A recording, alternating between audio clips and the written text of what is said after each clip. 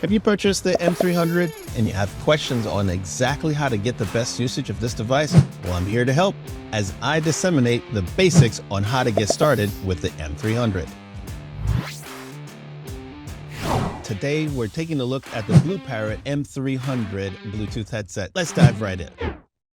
How do I turn the BlueParrott M300 on or off? It's a good question. So what you're going to do is look for that very top button, and you want to hold that button down for about 2 seconds, and it will start flashing blue, and you'll hear a voice that'll say, power on.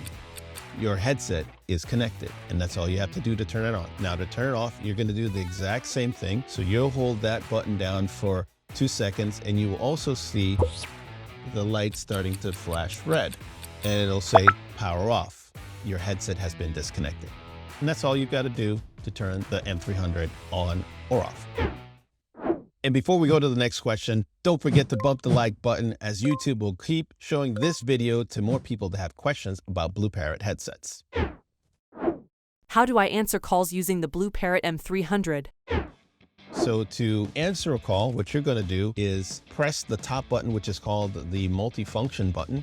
You're going to press that when you're getting a call, and it will pick up the call. And when you're trying to disconnect the call and you're done talking, you're going to do the same thing. You press that button, and it will go ahead and disconnect the call. So there's another trick in here that you may want to know, and that's rejecting a call. Hold the button down for 2 seconds, and the call will be rejected on your phone. It's that simple. How do I adjust the volume on the M300? All right, on the M300, you have a plus and a minus button. Your plus is going to adjust your volume upwards. Your minus will adjust your volume downwards. And here's a quick tip on the volume levels on the BlueParrott M300. Many of you that have been using the BlueParrott M300 have noted how the volume levels may not be the same as other headsets that they've made. Now, BlueParrott has found a bug in the M300 that limited the volume and hence released an update to its firmware. So you'll want to download the BlueParrott mobile app and go ahead and download the latest update. I'll put a link in the video that we created so that you can know how to get that done. How do I mute myself during a call on the M300? All right, so there's 2 ways to mute yourself when you use the BlueParrott. BlueParrott allows this button to be the mute button during a call. So if you've got it programmed for other functions, it will revert to being a mute button. Now there's a second way to also mute. Take a look at this plus button.